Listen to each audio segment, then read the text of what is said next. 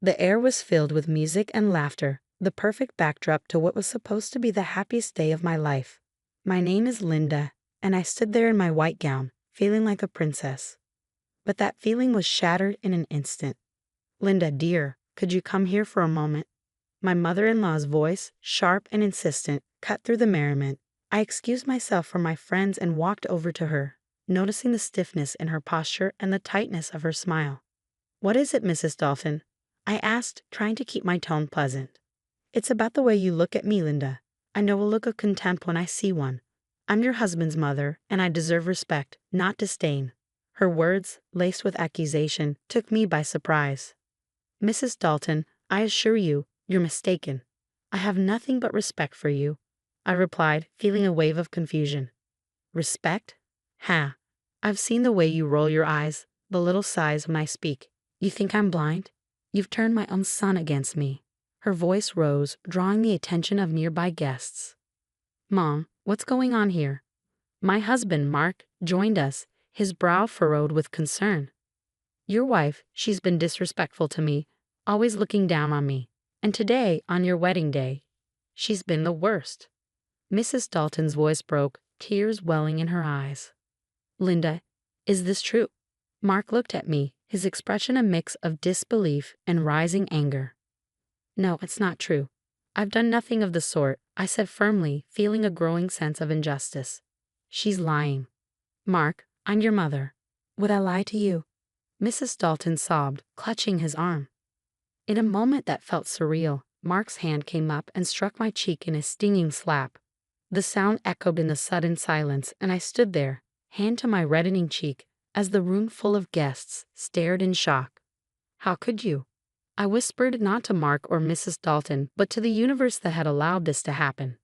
"Linda, I didn't mean," Mark stammered, his anger giving way to confusion and regret. "No, you show me exactly who you are," I said, my voice steady despite the turmoil inside me. Turning away from them, I addressed the crowd. "I'm sorry you had to witness this. Please continue to enjoy the celebration. I need a moment alone." As I walked away, the whispers began, but I held my head high. This was not the end, but the beginning of something else. A plan started to form in my mind, a plan for justice. This humiliation would not go unanswered. In the privacy of the bridal suite, I allowed myself a moment of vulnerability, letting the tears fall. But they weren't just tears of pain. They were tears of determination. I would not be a victim. I would be a victor. After the wedding incident, I knew I had to take action. The first step was to gather undeniable evidence. I reached out to a private investigator, Mr. Grayson, known for his discretion and effectiveness. "Mr. Grayson, I need your help. My husband Mark and his mother have been, let's say, less than kind." "Understood, Linda. What exactly are we looking for?"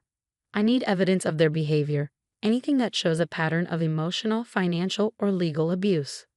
"Consider it done. I'll start with surveillance and background checks.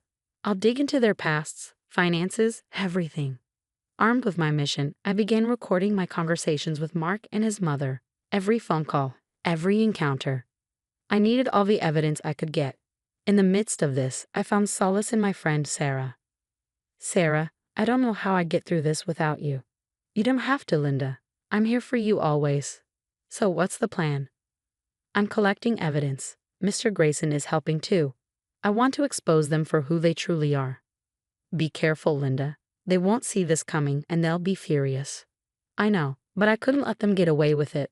As weeks passed, the evidence started piling up. Calls where Mark's tone was aggressive and demeaning, financial records revealing his mother's tight grip on his assets, and questionable transactions hinting at fraud. One evening, Sarah and I sat down to review the findings. "Look at this, Sarah. These bank statements. They're moving large sums of money. But to where? And these emails. They're planning something, but what? We need to connect the dots. This is more than just emotional abuse. It's a web of lies and manipulation." "Linda, we're onto something big here," Sarah said, her eyes wide with realization. The more I delved into the evidence, the clearer the picture became. Mark and his mother weren't just toxic. They were involved in deeply unethical, possibly illegal activities. "Sarah, I think they're embezzling funds from Mark's company. These documents, they're incriminating." "Linda, this is serious. You need to be cautious. They won't take kindly to being exposed. I know, but I can't back down, not now. The evidence was overwhelming, not just of their cruelty, but of their criminality. It was time to make a plan to bring them to justice and reclaim my life. Sarah, I'm going to expose them publicly. Linda, that's risky, but if anyone can do it, it's you. With Sarah by my side and the evidence in hand, I felt a renewed sense of purpose.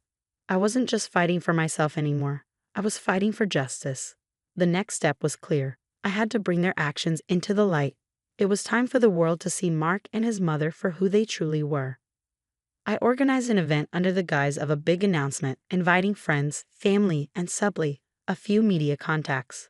The venue was lavish, the atmosphere buzzing with anticipation. Thank you all for coming. I know you're curious about the big news. I began, my voice steady, my demeanor calm. Mark and his mother, Mrs. Dalton, stood beside me, beaming, unaware of the storm about to break. Linda, darling, we're so proud of you. Whatever the announcement, we support you, Mark said, his words dripping with insincerity.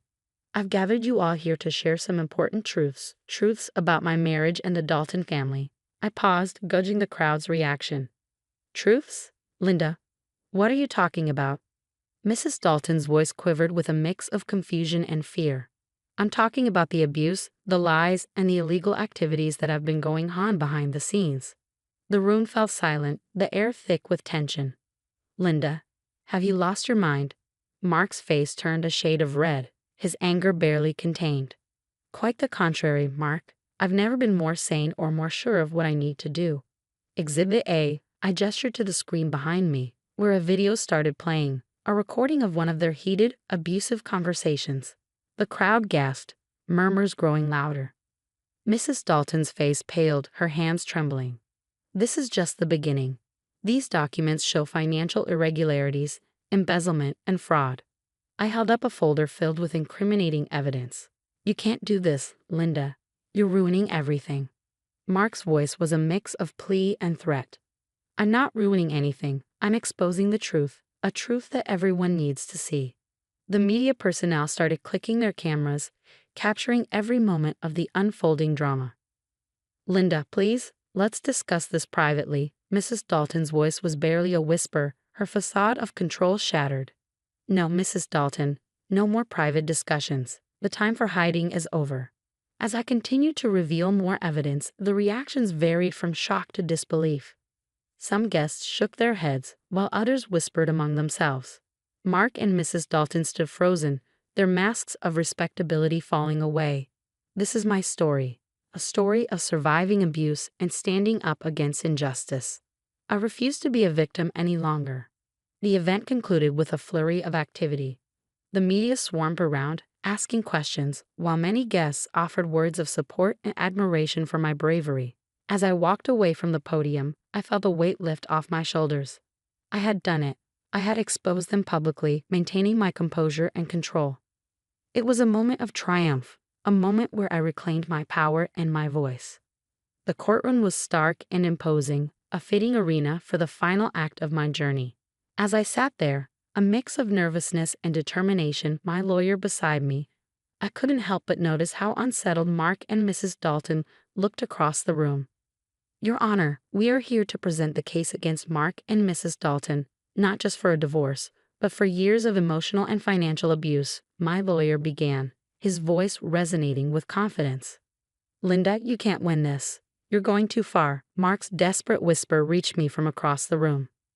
This isn't about winning, Mark. It's about justice. It's about showing the world who you really are. I replied calmly but firmly. The trial proceeded with my lawyer presenting the evidence meticulously, the recordings, the financial documents, everything that painted a true picture of the life I had endured. Your Honor, as you can see, the evidence is overwhelming. We seek not only a divorce but also appropriate legal action for the wrongs committed by the defendants. Your Honor, this is all a misunderstanding. Linda is exaggerating. Mrs. Dalton's plea sounded hollow, even to her own ears. Exaggerating? The evidence speaks for itself. You can't hide from the truth anymore. I said, my words directed at both Mark and Mrs. Dalton, a final testament to my stand against them. The judge, after reviewing the evidence and hearing the testimonies, made her ruling.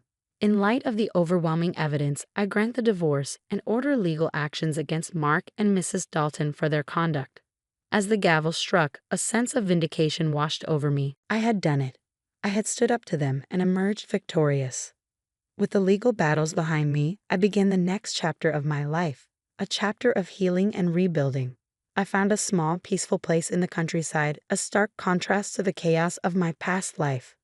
Sitting on the porch of my new home, a warm cup of tea in hand, I looked out at the tranquil view before me. The trees swayed gently in the breeze, birds chirped in the distance, and for the first time in a long time, I felt at peace. This was it, a new beginning, a life free from lies, manipulation, and pain.